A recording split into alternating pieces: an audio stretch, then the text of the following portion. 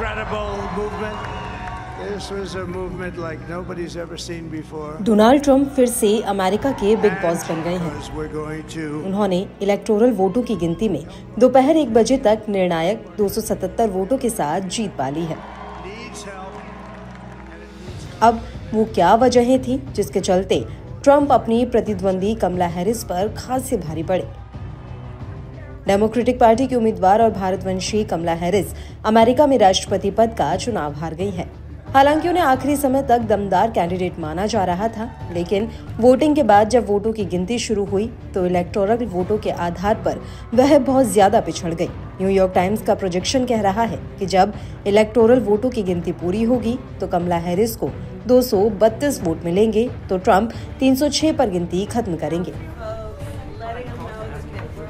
अब आखिर क्या वजह थी कि इतनी पॉपुलर माने जाने वाली कमला हैरिस चुनाव हार गई, जबकि उनके साथ महिलाओं से लेकर एशियाई वर्ग का एक बड़ा समर्थन था।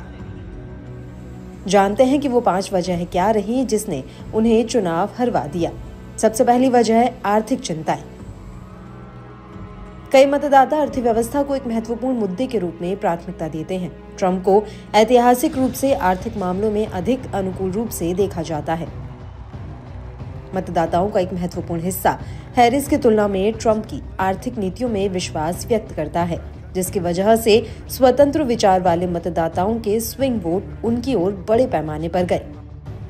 दूसरा, मतदाताओं ने उन पर विश्वास नहीं किया।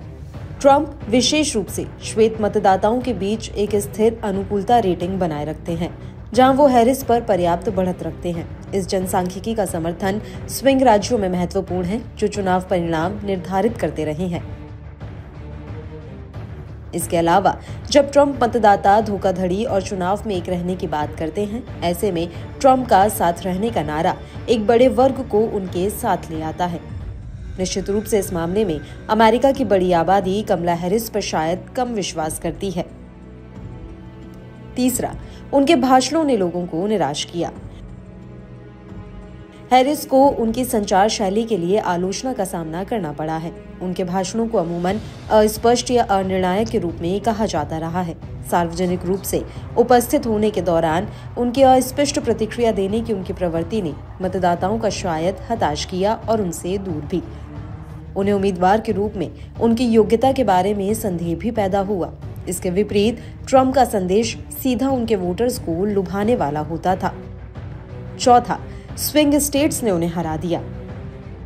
अगर स्विंग स्टेट को देखें तो ट्रंप को हर जगह पिछले चुनाव की तुलना में ज्यादा वोट मिले हैं। इलेक्टोरल वोट बड़ी संख्या में उनकी ओर चले गए हैं। ट्रंप ने वहां स्पष्ट बढ़त ले रखी है। ये राज्य आवश्यक चुनावी वोट हासिल करने के लिए महत्वपूर्ण है।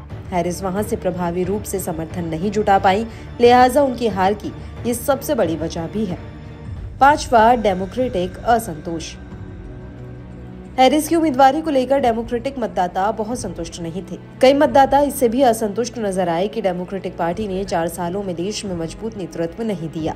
इस वजह से ट्रंप ज्यादा मजबूत विकल्प बन गए। उन्हें वापस चुन लिया गया। खासकर ऐसा लगा कि हैरिस की नीतियों में सारी अस्पष्टता की कमी है और डेमोक्रेटिक पार्टी फिलहाल उचित नेतृत्व देने की क्षमता में नहीं है। शायद उन्हें पार्टी का भी बहुत साफ संदेश नहीं मिला।